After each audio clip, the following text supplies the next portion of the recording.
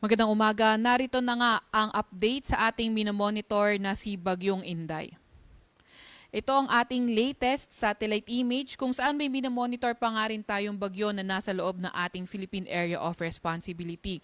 Ito ay si Typhoon Inday at kanina nga alas 4 ng madaling araw huli itong namataan na nasa layong 500 kilometers sa may northeast ng Itbayat, Batanes. Nagtataglay ng pinakamalakas na hangin mula sa sentro na 140 kilometers per hour at bugso na abot sa 170 kilometers per hour. Kumikilos sa direksyong northwest sa bilis na 20 kilometers per hour. Nakita nga natin na itong si Bagyong Inday ay papalapit na sa boundary ng ating PAR at papalabas na nga ng ating area of responsibility. Gayunpaman, kailangan pa rin natin mag-ingat kasi na-enhance nito yung southwest monsoon o habagat kaya nagiging maulan sa malaking bahagi ng ating bansa, lalo na nga sa may kanlurang bahagi ng Southern Luzon at sa may Visayas. Sa mga susunod na slide, ipapakita nga natin yung mga areas na may mga malalakas na pag-ulan kaugnay nga ng southwest monsoon o habagat. Ito naman yung latest track ni Bagyong Inday. Nakita nga natin na posible pa rin itong tahakin yung direksyong northwest at posibleng maglandfall or pass close sa mga isla south ng Japan. Posible na nga rin lumabas ito na ating Philippine Area of Responsibility this morning. In the next 12 hours, posible pa rin ito mapanatili itong kanyang typhoon category at posibleng humina into a severe tropical storm habang binabaybay nga nito yung mainland China. At meron pa rin tayong signal number 2. Dito yan sa hilagang bahagi ng Batanes, particular na nga sa may Itbayat, Batanes. Samantalang signal number 1 naman sa nalalabing bahagi ng Batanes, sa may Babuyan Islands at ang northern portion ng mainland Cagayan. Posible pa nga rin yung gusty conditions sa mga area kung saan nag-lift na tayo ng tropical cyclone wind signal. At posible pa nga rin yung mga bugso na mga malalakas na hangin dulot ng enhanced habagat at periphery nito Inday ngayong araw sa malaking bahagi ng ating bansa. Bukas naman sa malaking bahagi ng Luzon, malaking bahagi ng Visayas, sa may Zamboanga del Norte, Misamis Occidental, Lanao del Norte, Camiguin at sa may lugar ng Davao Oriental. Sa Lunes naman sa may malaking bahagi ng Luzon, sa may Panay Islands at sa may Negros Occidental.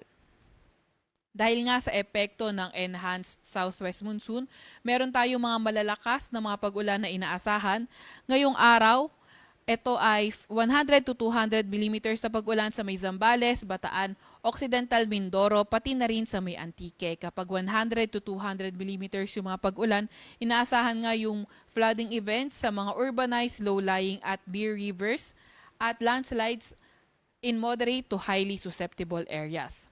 50 to 100 millimeters naman ng mga pag-ulan ang posible sa La Union, Benguet, Pangasinan, Tarlac, Pampanga, Bulacan, Metro Manila, Rizal, Laguna, Cavite, Batangas, Oriental Mindoro, Romblon, Palawan, Aklan, Capiz, Iloilo, Guimaras, Negros Occidental at Negros Oriental. Kapag 50 to 100 millimeters na mga pag-ulan, yung flooding sa mga ay posible sa urbanized, low-lying, near rivers at landslides sa mga highly susceptible areas. Bukas naman, ito yung mga areas na makakaranas ng mga malalakas na mga pag-ulan, 100 to 200 millimeters na mga pag-ulan sa may Zambales, Bataan at sa may Occidental Mindoro. Samantalang 50 to 100 millimeters na mga pag-ulan, posible sa may Metro Manila, Ilocos Sur, La Union, Benguet, Pangasinan, Tarlac, Pampanga, sa may Bulacan, Rizal, Cavite, Laguna, Batangas, Oriental Mindoro, Romblon, Palawan, Antique at Aklan. Sa Lunes naman, meron pa rin tayo inaasahan na 100 to 200 millimeters na mga pag-ulan sa may Zambales at Bataan. 50 to 100 millimeters naman ng mga pag-ulan posible sa may Metro Manila, Ilocos Norte, Ilocos Sur, La Union, Benguet, Pangasinan, sa may Tarlac, Pampanga, Bulacan, Rizal, Cavite, Laguna, Batangas at sa may Occidental Mindoro. Yung ating mga kasamahan sa Regional Services Division ay naglalabas din ng heavy rainfall warning kung saan naka-yellow alert na sa lugar ng Bataan, sa ilang bahagi ng Zambales, ilang bahagi rin ng Cavite at sa may lugar nga dito sa may Batangas. Samantalang inaasahan, yung may rainfall advisory din tayo kung saan inaasahan yung light to moderate with occasional rain sa Nueva Ecija, Quezon at Rizal at ito ay nakakaapekto na sa Metro Manila, Tarlac, ilang bahagi ng Batangas, Laguna, Bulacan, Zambales, Pampanga, Cavite at sa mga nearby areas. Meron din naman tayong gale warning sa lugar ng Batanes, sa may Cagayan kabilang na ang Babuyan Islands. Kaya kung maaari ay huwag munang pumalaot sa mga lugar na ito dahil magiging maalon hanggang sa napakaalon ng karagatan.